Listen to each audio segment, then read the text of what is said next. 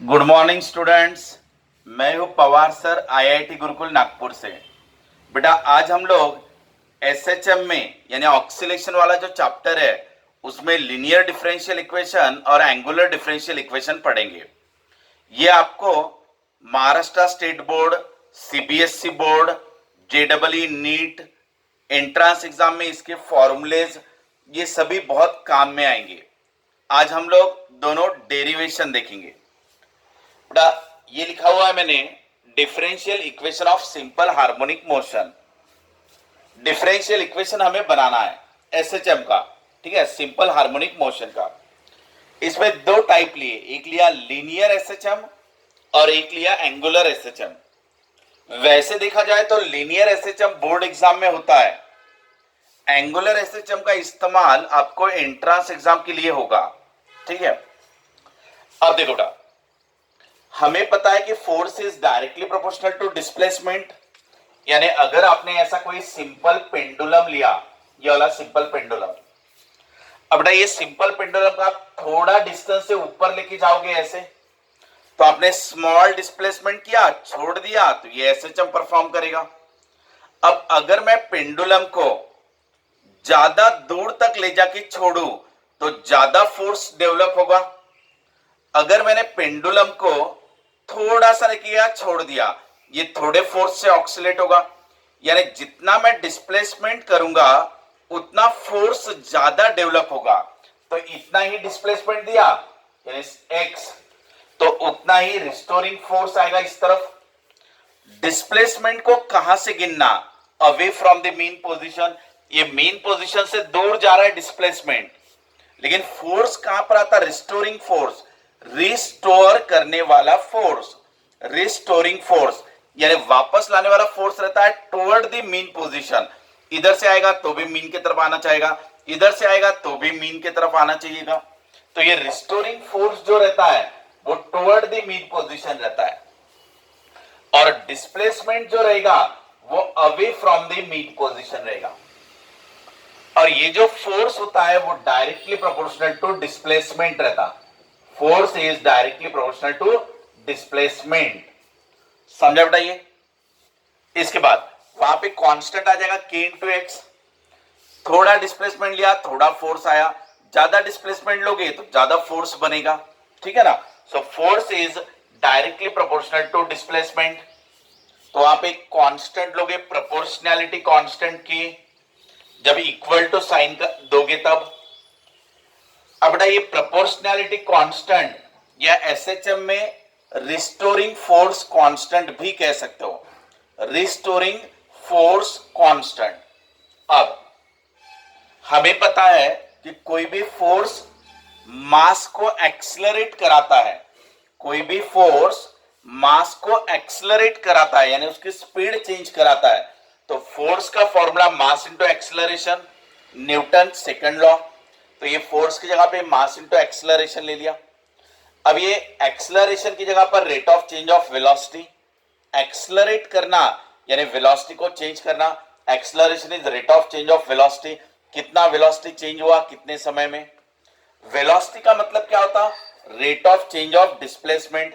तो वेलोसिटी की जगह पे rate of change of displacement, कितना डिस्टेंस कवर किया कितने समय में, कितना डिस्टेंस चेंज होते जा रहा है कितने समय में, that is the rate of change of displacement यानी वेलोसिटी। तो हम लोगों ने क्या किया देख लेना, force is directly proportional to x, तो force equal to minus k into x. Force की जगह पे मास इंटू एक्सेलरेशन, एक्सेलरेशन की जगह वेलोसिटी अपॉन टाइम, और वेलोसिटी की जगह डिस्टेंस अपॉन टाइम ले लिया, डिस्प्लेसमेंट अपॉन टाइम। अब बेटा ये हो जाएगा, एक बार डेरिवेटिव है और ये दूसरी बार भी डेरिवेटिव कर रहे हो, तो आप दो बार डेरिवेटिव कर रहे हो डिस्प्लेसमेंट का। सो इसलिए यहां पे डबल डेरिवेटिव लिख दिया। ये फर्स्ट डेरिवेटिव, ये सेकंड डेरिवेटिव, दो बार डेरिवेटिव है तो ये डबल डेरिवेटिव ले लिया। ये जो मास है इसको नीचे भेज दो, सो k डिवाइडेड बाय m, ये न्यूमरेटर से डिनोमिनेटर में भेज दो, सो ये k बाय m हो गया। क्लियर है यहां तक? अब ये k बाय m जो है वो आपका इक्वल टू ओमेगा स्क्वायर रहता, तो ये k बाय m की जगह पर ओमेगा स्क्वायर रख दिया, यहां पे रखा हुआ है, ठीक है। ये k बाय m जो है यानी restoring force constant upon mass यानी ओमेगा स्क्वायर, उसको रिप्लेस कर दिया यहाँ पे। ये माइनस साइन है यहाँ पर, इसको इस तरफ लेके जाओगे तो प्लस साइन हो जाएगा, तो इसको इस तरफ लेके आए, प्लस कर दिया। ये हो गया आपका डिफरेंशियल इक्वेशन, यानी जिसमें डेरिवेटिव वाली टर्म इन्वॉल्व है, जैसे डी डी टी, यानी डेरिवेटिव वाली टर्म इन्वॉल्व है, इसलिए ये डिफरेंशियल इक्वेशन बना एसएचएम का, सिंपल हार्मोनिक मोशन का। बेटा जिस तरीके से यहां पे लीनियर का लिया हुआ है, उसी तरीके से यहां पे एंगुलर का भी बनाया जा सकता है। जैसे कोई भी चीज को ऐसे ट्विस्ट करो, यानी फॉर एग्जांपल हम लोग ले लेते हैं, अभी कंसीडर करते हैं ऐसा कोई क्लॉथ, अगर बेटा मैं इसको थोड़े एंगल से घुमाऊंगा, तो मैंने थोड़ा एंगल से ट्विस्ट किया इसको ट्विस्टिंग कहते हैं, तो मैंने अभी इसको थोड़े एंगल से ट्विस्ट किया तो थोड़ा फोर्स लगेगा। अगर मैं इसको ज्यादा ट्विस्ट करना चाहूं तो ज्यादा टॉर्क लगेगा। गोल घुमाने वाली चीज बोले तो टॉर्क, थोड़ा एंगल दिया थोड़ा टॉर्क लगेगा, ज्यादा एंगल से घुमाने के लिए ज्यादा टॉर्क की जरूरत होगी। So torque is directly proportional to angle of twist. समझ में आया यहां तक? So torque equal to minus c into theta. ये जो सी है वो ट्विस्टिंग टॉर्क कांस्टेंट, जैसे यहां पे मैंने कहा रिस्टोरिंग फोर्स कांस्टेंट। अब बेटा ये लीनियर में लिया, ये एंगुलर में लिया। सो लीनियर में फोर्स यानी सीधा ले जाने वाला फोर्स, तो घुमाने वाला क्या रहता है टॉर्क, तो फोर्स की जगह पे टॉर्क ले लिया एंगुलर में। ये लीनियर डिस्प्लेसमेंट एक्स, तो ये हो गया एंगुलर डिस्प्लेसमेंट थीटा। ये रिस्टोरिंग ये वाला फोर्स है, सो रिस्टोरिंग फोर्स कांस्टेंट है ये, तो ये आपका रिस्टोरिंग टॉर्क कांस्टेंट रहेगा। टॉर्क को बेटा टाउ लीटर से दिखाते हैं, ये टाउ है, so tau equal to minus c into theta. तो ये हो गया तुम्हारा फोर्स कांस्टेंट, ये हो गया टॉर्क कांस्टेंट। क्लियर है बेटा? एक आपका फोर्स कांस्टेंट, एक आपका टॉर्क कांस्टेंट। फोर्स की जगह पे क्या लिखा था मास इंटू एक्सेलरेशन, तो टॉर्क की जगह पे क्या लिखोगे आई इंटू अल्फा। अब ये मास जो होता है वो एंगुलर में मोमेंट ऑफ इनर्शिया होता है, यानी लीनियर में जिसे मास कहते हो, तो उसी के एनालॉगस एंगुलर में ये मोमेंट ऑफ इनर्शिया होता है। ये लीनियर एक्सेलरेशन, ये एंगुलर एक्सेलरेशन। तो फोर्स यानी मास इंटू एक्सेलरेशन, तो टॉर्क यानी आई इंटू अल्फा। तो ये सेम चीजें चल रही है। तो ये मास को जैसे कैरी किया, आई को भी वैसे कैरी किया। एक्सेलरेशन यानी वेलोसिटी अपॉन टाइम, एक्सेलरेशन यानी वेलोसिटी अपॉन टाइम, तो ये लीनियर एक्सेलरेशन लीनियर वेलोसिटी, ये एंगुलर एक्सेलरेशन ये angular velocity. So angular acceleration यानी rate of change of angular velocity. इसके बाद वेलोसिटी की जगह पे क्या लिखा बेटा डिस्प्लेसमेंट अपॉन टाइम, तो ये वेलोसिटी की जगह डिस्प्लेसमेंट अपॉन टाइम लिया, वैसे यहां पे भी वेलोसिटी की जगह डिस्प्लेसमेंट अपॉन टाइम ले लिया। ये लीनियर वेलोसिटी लीनियर डिस्प्लेसमेंट, ये एंगुलर वेलोसिटी ये एंगुलर डिस्प्लेसमेंट। ये एक बार डेरिवेटिव है, ये दूसरी बार डेरिवेटिव है, सो दो बार डेरिवेटिव आ रहा है तो इसको डबल डेरिवेटिव कर दो।